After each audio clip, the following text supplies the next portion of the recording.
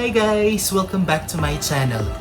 Since there are a lot of changes that has been happening with our lives right now, since before we are getting used to our 8 to 5 work, and then right now since we have these changes, we have to stay in our homes. So technically we have discovered a lot of things that we can actually do inside our homes, and we can have the time that we have into a much better and much productive way. It's the reason why I'm doing this video, for me to provide some tips in order for us to form habits that can eventually make us productive. Okay? So before we start, please don't forget to subscribe.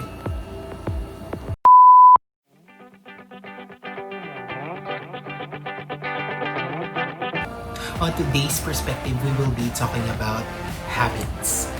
So habits can actually help us save our energy by automating such tasks that we have.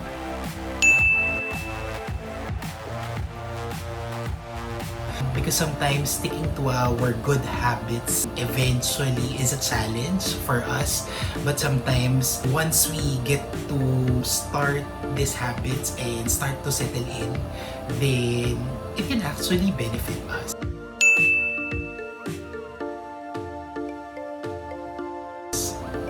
So how do we put our good intentions into a lasting habits?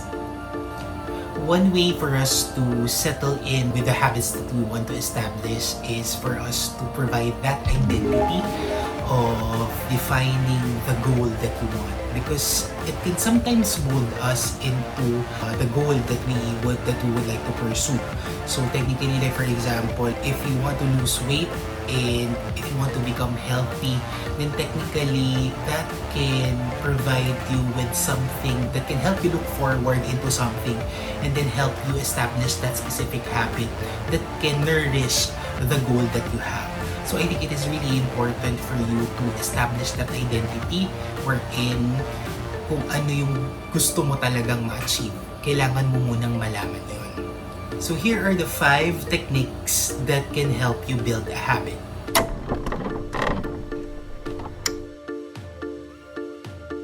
Number 1 is for you to establish that specific intention. Like what I've said a while ago, you need to establish that identity that can actually help you in order for you to pursue the goal that you want. So sometimes you need to pair the old habits that you have with a new habit that you want to establish. Like for example, if you are really a morning person, then you can actually pair it into a new habit.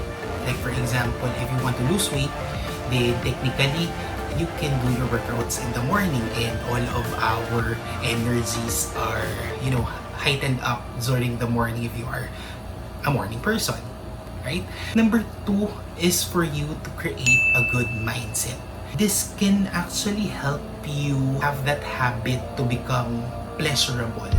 So ito yung nakakatulong sa atin na magiging motivated tayo in order for us to pursue the goal that we have. By having that specific goal, then we can establish those habits that we have in mind, right? Number 3 is to get rid of the obstacles in forming those habits. So what are those? Like for example, since kanina na-mention ko regarding the example that I have wherein you are a morning person and then you want to lose weight, so you pair it like you work out in the morning.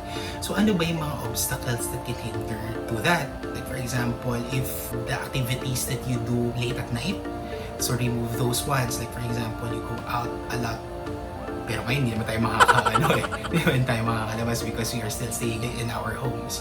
But what I'm saying is, don't nourish the things that hinder you to build that habit. Instead, nourish the things that can help you establish those habits. Number 4 is you also need to reward yourself. So like for example, small steps tayo. If you have specific habit that you started to establish, like for example, like exercising in the morning. So day 1, so that's okay. Then day 2, you get to do a workout again. The third day you are already struggling, but you tend to still get up and do your exercise. Then after that, you can reward yourself with a good breakfast. That's one example that I can give. Kasi sometimes the reward system is really effective for us in order for us to get motivated. So like for example, these habits that you want to establish, then the reward system can actually help you in order for you to move along and press on to your goal, right? And then the last is you need to associate the environment that you have with your habit. So, sige, babalik ulit ako dun sa example ko.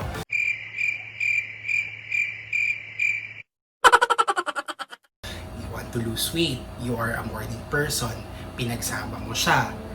So, essentially, naka-establish ka na ng habit. And then, after that, you rewarded yourself because that's a good tap on your back. They have started that habit that can help you in order for you to engage to your goal.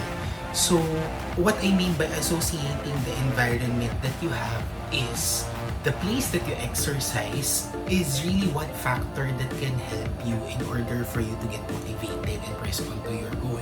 Nagiging effective ang isang bagay if the people or the environment that you have is really effective and encouraging on your part. So, I think it is really important that you get to establish that.